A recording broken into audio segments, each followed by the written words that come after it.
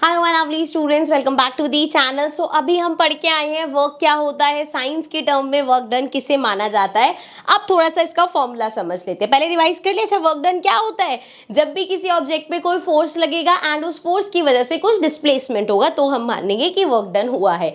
When you play a certain force F Newton, यहाँ पे हमने मान लिया एफ न्यूटन का फोर्स लगा रहे हैं on an object and the object moves a distance of d meters, और डी मीटर्स वो मूव किया है in the direction where you applied the force, then the amount of work done can be calculated as work done equals to force into displacement. यही दो चीजें important है। So force और displacement को multiply करके हम वर्क डन निकाल सकते हैं। ओके जी, आगे बढ़ते हैं। ये तो हो गया हमारा फॉर्मूला वर्क डन का।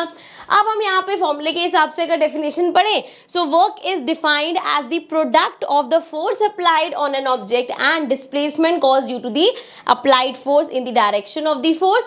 Work is a scalar quantity. ये एक स्केलर क्वांटिटी होती है क्योंकि इसकी कोई direction, it has no direction of its own but a magnitude. सिर्फ मैग्नीट्यूड होता है, डायरेक्शन नहीं होती। ऐसा यूनिट ऑफ वर्क इज, अब देखो अभी हमने पढ़ा वर्क का क्या फॉर्मूला, फोर्स इनटू डिस्टेंस। ठीक है, डिस्प्लेसमेंट लिखे एस हो गया।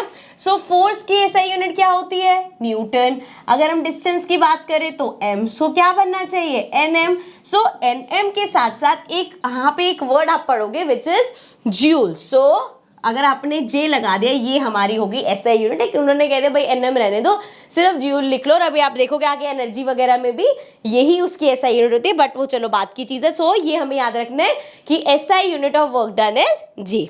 So, what is 1 joule work? A situation where 1 Newton force is applied on an object that can move the object by a distance of 1 meter in the direction of force applied force, then 1 joule of work is said to be done. So, अगर 1 Newton का force लगा है और object 1 metre move हुआ है तो हम कह सकते हैं 1 जूल का वर्क हुआ है। ठीक है, ये हो गया हमारा क्लियर। आगे बढ़ते हैं। अब यहाँ पे हम नेचर ऑफ वर्क डन बात करेंगे। यहाँ पे 3 टाइप के काम हम कह सकते हैं कि वर्क डन हुआ है, जिसमें पॉजिटिव वर्क डन आएगा, नेगेटिव वर्क डन आएगा और जीरो वर्क डन आएगा। कैसे समझते हैं। So depending upon the direction of displacement and force applied, the nature of work done may vary, consider table given below. So किन दो चीजों से, एक तो जो फोर्स आपने किस डायरेक्शन में लगाया और डिस्प्लेसमेंट किस डायरेक्शन में हुई है उससे। जैसे कि अगर हम पहले बात करते हैं same as the direction of force, मतलब जैसे अब ये क्या कर रही है, इसको पुश कर रहा है तो फोर्स कहाँ लगा रहा है, वो इस डायरेक्शन में, और ये गाड़ी कहाँ जा रही है, इसी डायरेक्शन में। सो यहाँ पे क्या हो रहा है, जिस डायरेक्शन में फोर्स लगा है उसी डायरेक्शन में डिस्प्लेसमेंट भी हो रही है। सो क्या हो रहा है, पैरेलल है दोनों चीजें, है ना। सो जब ये दोनों चीजें पैरेलल होती है so we consider it as positive work done. मतलब जिस डायरेक्शन में आपने फोर्स लगाया उसी डायरेक्शन में डिस्प्लेसमेंट हुआ, so that is a positive work done. ठीक है, अब इसकी अगर हम एंगल की बात करें तो 0 डिग्री कोई एंगल फॉर्म नहीं होगा। ये क्या है, आपस में पैरेलल है तो 0 डिग्री का एंगल बनेगा। Force and displacement are parallel to each other. ठीक है, चलो आगे बढ़ते हैं। इसी तरीके से हमारे पास है opposite as direction of force. अब देखो यहाँ पे एक बॉक्स पड़ा हुआ, इस पे मैंने फोर्स अप्लाई किया। अच्छा, अब जब मैं इस पे फोर्स अप्लाई करूंगी तो ये मूव तो उसी डायरेक्शन में होगा।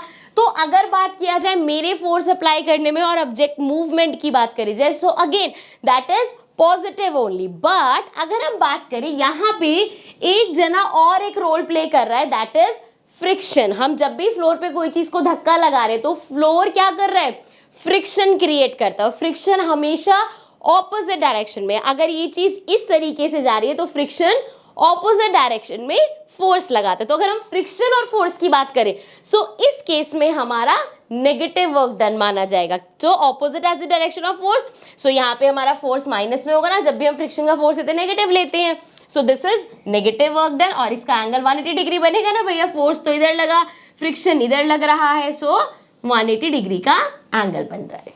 क्लियर, ये चीज समझ में आई। Third and the last one we have is no change in position. मतलब फोर्स आपका लग रहा है लेकिन कोई पोजीशन चेंज नहीं हो रही। जैसे कि अभी यहाँ पे खड़े हैं, इन्होंने इतना भारी सामान हाथ में पकड़ा हुआ है, या मैंने यहाँ पे कोई सामान पकड़ के मैं खड़ी हूँ बट मैं मूव नहीं कर रही। सो फोर्स तो लग रहा है क्योंकि इतना भारी सामान मैंने पकड़ा हुआ है, लेकिन कुछ डिस्प्लेसमेंट नहीं हो रहा। सो इस केस में अगर हमारा डिस्प्लेसमेंट 0 है सो वर्क डन 0 है, इसीलिए it is considered that 0 work has been done. Okay जी, आगे बढ़ते हैं। नेक्स्ट है हमारे पास, अब यहाँ पे इससे रिलेटेड कुछ न्यूमेरिकल्स आ गए, सो एक एक करके एक दो न्यूमेरिकल्स बुक के एग्जांपल एनसीईआरटी के फटाफट से सॉल्व कर लेते हैं। सिंपल से न्यूमेरिकल्स है, सो आई सी यू विद न्यूमेरिकल 11.1 और एग्जांपल 11.1 इन दी नेक्स्ट सेशन।